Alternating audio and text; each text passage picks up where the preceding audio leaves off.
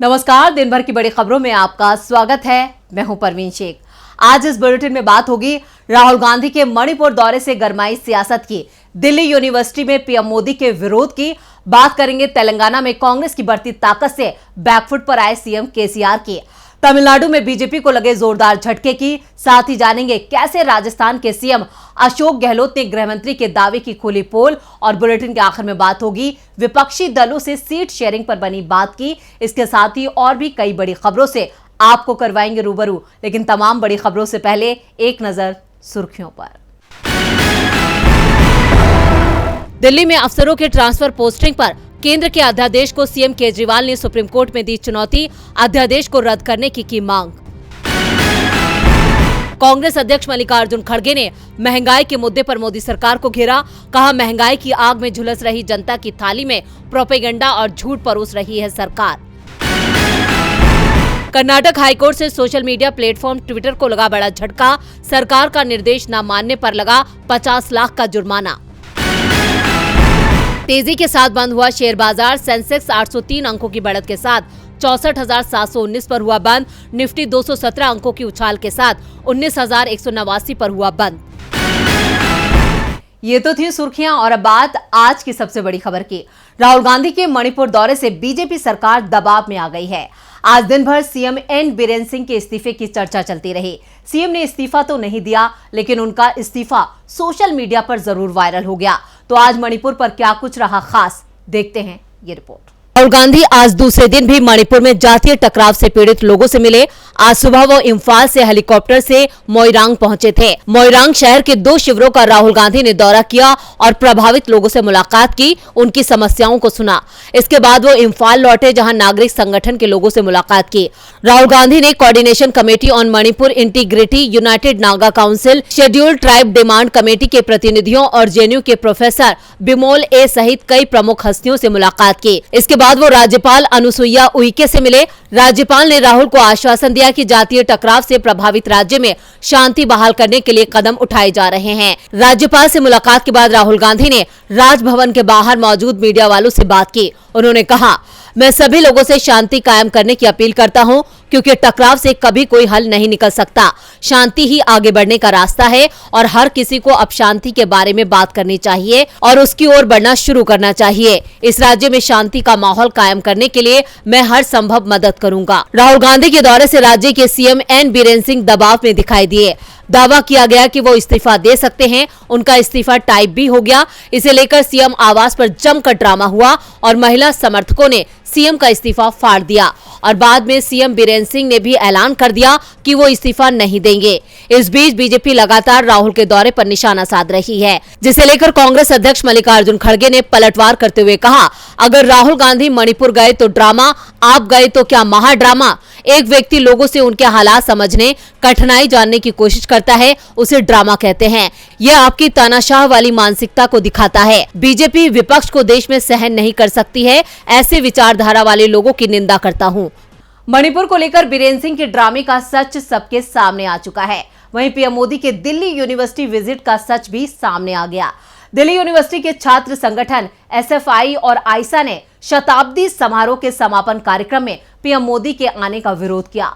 तो क्यों हुआ डीयू में पीएम मोदी का विरोध, देखते हैं ये खबर। दिल्ली विश्वविद्यालय शताब्दी वर्ष समारोह का समापन आज है। कार्यक्रम की शुरुआत सुबह 11 बजे हो चुकी है। पीएम नरेंद्र मोदी की उपस्थिति वाले डीयू के शताब्दी समारोह के सीधा प्रसारण के सिलसिले में विश्वविद्यालय के कुछ कॉलेजों ने छात्रों के लिए काले कपड़े पहनने पर रोक, अनिवार्य हाजिरी, सुबह 10 से 12 बजे तक कक्षाओं को निलंबित रखने जैसे कई दिशा निर्देश जारी किए हैं।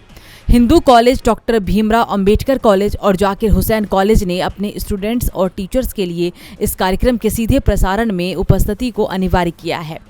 हालांकि हिंदू कॉलेज की प्राचार्य अंजू श्रीवास्तव ने कहा कि प्रशासन ने ऐसा कोई नोटिस जारी नहीं किया है। वैसे इन फरमानों का स्टूडेंट फेडरेशन ऑफ इंडिया यानी एफएसआई और आइसा ने पुरजोर विरोध किया है। साथ ही कांग्रेस से जुड़े शिक्षकों ने भी डीयू में मोदी के आगमन पर विरोध जताया है। दिल्ली यूनिवर्सिटी, एफएसआई और आइसा ने शताब्दी समारोह के समापन कार्यक्रम में पीएम मोदी के आने का विरोध किया है। आयशा ने जगह जगह पोस्टर लगा के पीएम मोदी से कुछ सवाल पूछे हैं। आयशा ने कहा कि पीएम मोदी 30 जून को दिल्ली विश्वविद्यालय के परिसर का दौरा कर रहे हैं। उनके स्वागत के लिए डीयू ने पहले ही ईद की छुट्टियां रद्द कर दी थी। अब उन्हें खुश करने के लिए बेताब और भयानक नोटिस लेकर आ रहे हैं। एसएफआई ने कहा कि पीएम मोदी के आगमन से पहले दिल्ली यूनिवर्सिटी ने बकरीद की छुट्टी रद्द कर दी। इससे ये पता चलता है कि एक विशेष समुदाय को बाकियों से अलग करने का एक भयावह खेल हो रहा है। वहीं शिक्षक संगठन का आरोप है कि मणिपुर के कई विद्यार्थी और शिक्षक वहां संकट से मानसिक रूप से परेशान हैं। मोदी ने मणिपुर के टकराव को लेकर एक शब्द भी नहीं बोला है, जबकि वहां 2 महीने से बवाल मचा हुआ है। दिल्ली यूनिवर्सिटी में हुए मोदी के विरोध से बीजेपी चिंता में है। चिंता तो राहुल गांधी ने केसीआर की बढ़ा दी है। तेलंगाना के सीएम और बीआरएस प्रमुख केसीआर मुश्किल में फंस गए हैं। कुछ महीने पहले उन्हें अपनी जीत पक्की लग रही थी, लेकिन अब वो अपने ही प्रदेश में घिर गए हैं। तेलंगाना में कांग्रेस की मजबूती ने केसीआर के सामने दोहरी चुनौती पेश कर दी है। वहीं राहुल गांधी की रैली से भी केसीआर डर गए हैं। क्या है पूरी खबर, देखते हैं ये रिपोर्ट।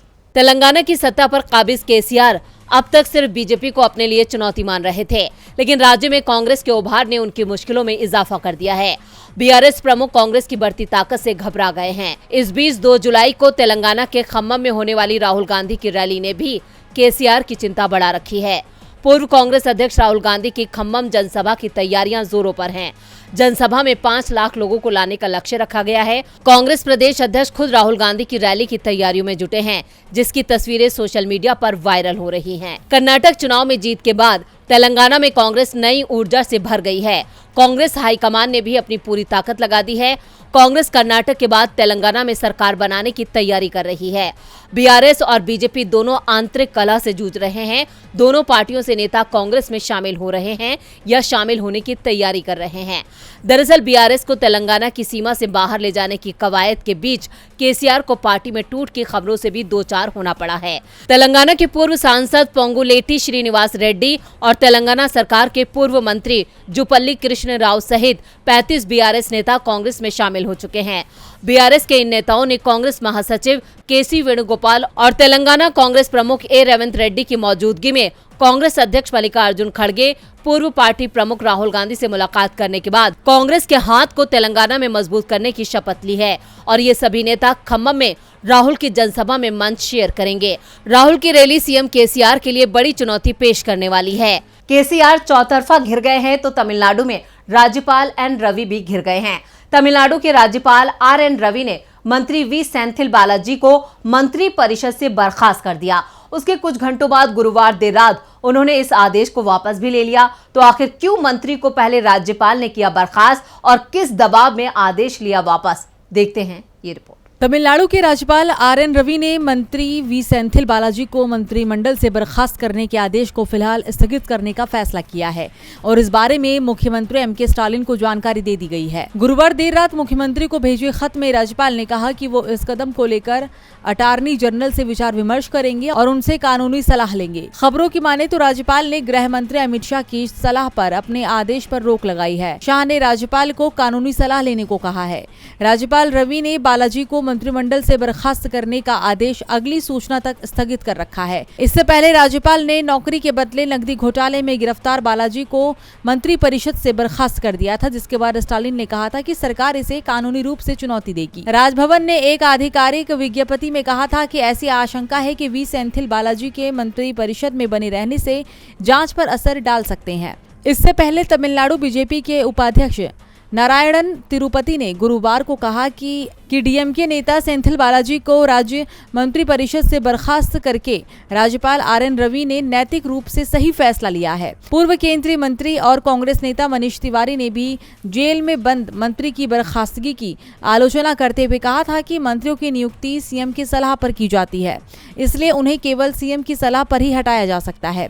ये असंवैधानिक है। आपको बता दें कि बालाजी को ईडी ने 14 जून को नौकरी के बदले नकदी घोटाले में गिरफ्तार किया था।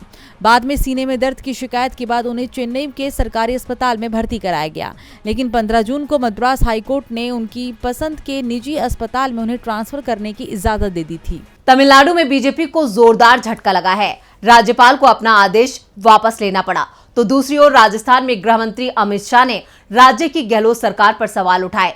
तो तो गहलोत ने उल्टा गृह मंत्री को ही उनके बयान पर घेर लिया। तो क्या है पूरा मामला, देखते हैं ये रिपोर्ट। उदयपुर शहर के बीच स्थित गांधी ग्राउंड में केंद्रीय गृह मंत्री अमित शाह की जनसभा हुई। इसमें शाह ने पिछले साल 28 जून को हुए कन्हैयालाल मामले को उठा दिया। शाह ने इसे लेकर गहलोत सरकार पर निशाना साधा और कहा, जिन लोगों ने कन्हैयालाल की जान ली उनके खिलाफ सरकार ने कोई ठोस कदम नहीं उठाया। शाह के आरोपों पर राजस्थान के मुख्यमंत्री अशोक गहलोत ने तुरंत ही जवाब दे दिया और साफ कर दिया कि केंद्रीय गृह मंत्री के आरोपों में कोई दम नहीं है। गहलोत ने ट्वीट किया, ये उम्मीद की जाती है कि जिम्मेदार पदों पर बैठे लोग संवेदनशील मुद्दों पर राजनीति नहीं करेंगे, परंतु आज उदयपुर में केंद्रीय गृह मंत्री अमित शाह ने जो किया वो एक गैर जिम्मेदाराना कार्य है। शाह ने उदयपुर में झूठ बोला। कन्हैयालाल की जान लेने वाले रियाज अत्तारी और गौस मोहम्मद को एनआईए ने पकड़ा, जबकि सत्य ये है कि इन्हें घटना के महज 4 घंटों में ही राजस्थान पुलिस ने पकड़ लिया था। गहलोत ने कहा कि ये घटना 28 जून 2022 को हुई थी, जबकि एनआईए को इस केस की फाइल 2 जुलाई 2022 को ट्रांसफर की गई थी। अमित शाह को संभवतः जानकारी में होगा कि ये दोनों आरोपी बीजेपी के सक्रिय कार्यकर्ता थे। केंद्र एजेंसियों को इस बात की जांच करनी चाहिए कि इन दोनों के मददगार कौन भाजपा के नेता थे जो इनके लिए पुलिस थानों में फोन करते थे। एक ओपन एंड शर्ट केस में चार्जशीट फाइल होने के बाद इतना अधिक समय क्यों लगा और इन्हें अब तक सजा क्यों नहीं हुई? गृह मंत्री के दावे की सच्चाई अशोक गहलोत ने फौरन बता दी। साफ कर दिया कि बीजेपी के झूठे दावे राजस्थान में नहीं चलेंगे। दावे बीजेपी के कर्नाटक में भी इस बार नहीं चले, जहां पार्टी को करारी हार मिली और अब पार्टी में इसे लेकर जमकर टकराव चल रहा है। कर्नाटक विधानसभा चुनाव में हार के बाद से ही बीजेपी प्रदेश में बैकफुट पर नजर आ रही है। वहीं अब बीजेपी नेता रेणुकाचार्य के अपने ही पार्टी के खिलाफ दिए गए बयान ने बीजेपी को और परेशान कर दिया है, जिसके बाद बीजेपी ने पूर्व विधायक रेणुकाचार्य को कारण बताओ नोटिस जारी किया। बता दें कि पूर्व विधायक ने पार्टी नेतृत्व की आलोचना की थी और यहाँ तक कि विधानसभा चुनाव में हार के लिए प्रदेश अध्यक्ष नलिन कुमार कतिल का इस्तीफा भी मांगा था। भाजपा अनुशासन समिति के अध्यक्ष लिंगराज पाटिल ने रेणुकाचार्य को भेजे नोटिस में कहा है कि बार बार कहे जाने के बावजूद आपने लगातार राज्य और राष्ट्रीय नेताओं के खिलाफ प्रेस में बयान दिए हैं, जिससे पार्टी को शर्मिंदगी उठानी पड़ी है। इसे गंभीरता से लिया गया है। उन्हें 1 सप्ताह के अंदर लिखित स्पष्टीकरण प्रस्तुत करना होगा। बता दें कि पूर्व विधायक ने अपने ही नेताओं के खिलाफ कहा था कि बिना व्यवहारिक ज्ञान वाले नेता जिन्होंने एक ग्राम पंचायत चुनाव भी नहीं जीता था, उन्होंने ही येदियुरप्पा और बसवराज बोम्मई को किसी ऐसे व्यक्ति की बात सुननी पड़ी जो उन्हें सलाम करता था। दरअसल कर्नाटक हार के बाद से ही बीजेपी बौखलाई हुई है। ऐसे में पूर्व विधायक के बयान ने पार्टी की कलह को सड़क पर ला दिया है। और बुलेटिन के आखिर में बात विपक्षी गठबंधन की। विपक्षी दलों की पटना में हुई बैठक में फैसला हो चुका है कि बीजेपी के खिलाफ मिलकर एक उम्मीदवार उतारा जाएगा। उम्मीदवार किस दल का होगा, इस पर फैसला बेंगलुरु में होने वाली बैठक में हो सकता है। इसे लेकर विपक्षी दलों में 1977 के फार्मूले पर बात बनती दिख रही है। 1977 में विपक्षी पार्टियां कांग्रेस के खिलाफ एकजुट हुई थी और इसका फायदा भी हुआ था, लेकिन इस बार ये एकजुटता मोदी सरकार के खिलाफ है। विपक्षी दलों को मोदी सरकार के खिलाफ जीत का फार्मूला मिल गया है। साफ है, बीजेपी को हराना है तो बीजेपी विरोधी वोट एकजुट करना होगा। विपक्षी दलों को एकजुट होकर चुनाव लड़ना होगा और विपक्षी दल एक साथ आने को तैयार भी हो गए हैं। पटना में करीब 1.5 दर्जन विपक्षी दल जुटे थे और सभी दलों में गठबंधन पर सहमति बन गई। अब नजरें सीट शेयरिंग पर टिकी हैं, जिस पर बेंगलुरु में होने वाली बैठक में फैसला हो जाएगा। 13 से 14 जुलाई को बेंगलुरु में विपक्षी दलों की बैठक होगी। वैसे फार्मूला भी तय हो चुका है। पटना में विपक्षी दलों में इस बात पर सहमति बन गई है कि जो फार्मूला 1977 में विपक्ष ने उस दौर में भारत की सबसे लोकप्रिय नेता इंदिरा गांधी को हराने के लिए अपनाया था, वही फार्मूला मोदी सरकार के खिलाफ काम करेगा। सीट बंटवारे में पुराने प्रदर्शन को आधार बनाया जाएगा। पिछले 3 चुनावों में पार्टी को मिलने वाला वोट और सीट तय करेगी किस दल की दावेदारी कितनी सीटों पर मानी जाएगी। जहां विपक्ष का गठबंधन पुराना है, वहां पहले की तरह ही सीट शेयरिंग की जाएगी। बात अगर बिहार की हो तो सीट बंटवारे में 2015 और 2020 के विधानसभा चुनाव के साथ 2019 के लोकसभा चुनाव का परिणाम देखा जाएगा। बिहार में आरजेडी का प्रदर्शन विधानसभा चुनाव में अच्छा रहा। कांग्रेस ने भी विधानसभा चुनाव में बेहतर प्रदर्शन किया, लेकिन लोकसभा चुनाव में जेडीयू का सिक्का चला। इसी तरह से बंगाल और यूपी में भी सीटों का बंटवारा किया जाएगा। ममता बनर्जी और अखिलेश यादव भी इस फार्मूले पर सहमत होते दिखाई दे रहे हैं। अब अगर बेंगलुरु में सीट शेयरिंग पर सहमति बन जाती है तो देश की करीब 400 लोकसभा सीटों पर बीजेपी के खिलाफ आमने सामने का मुकाबला होना तय माना जा रहा है। तो आज इस बुलेटिन में इतना ही। देखते रहिए डीबी लाइव। नमस्कार।